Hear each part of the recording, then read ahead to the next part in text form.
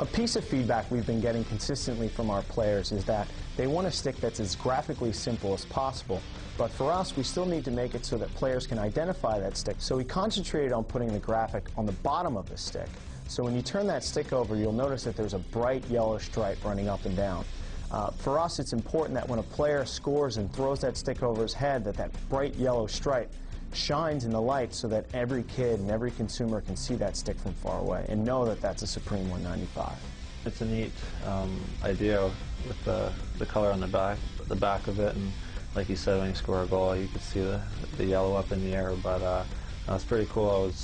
You don't see anything in the bottom, and then all of a sudden, the back has got a little bit of flash to it. You know, using the 195, I really felt, you know, the way the stick is constructed. You know, you don't have to use that much of your own energy to, you know, really get a good hard shot off, and the stick does most of the work for you. One of the design elements that we built into the Supreme 195 stick was this matte finish in the lower third of the blade.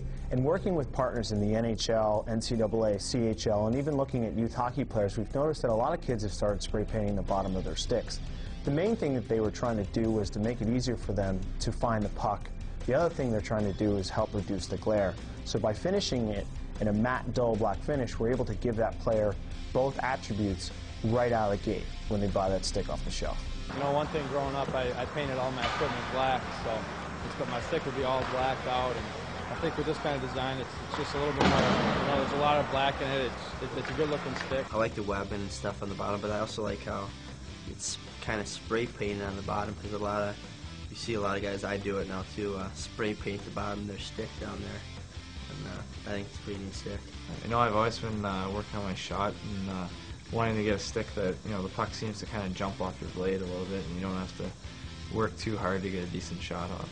But, you know, these 195s seem to have it. You know, when I saw it, I think it's the best looking stick I've ever seen. I mean, I think that really appeals to players when they see a good looking stick. I mean, they want to use a stick like this. And, you know, I know I'm excited about using it and just what it's going to look like on the ice and photos and things like that. It's going to be awesome.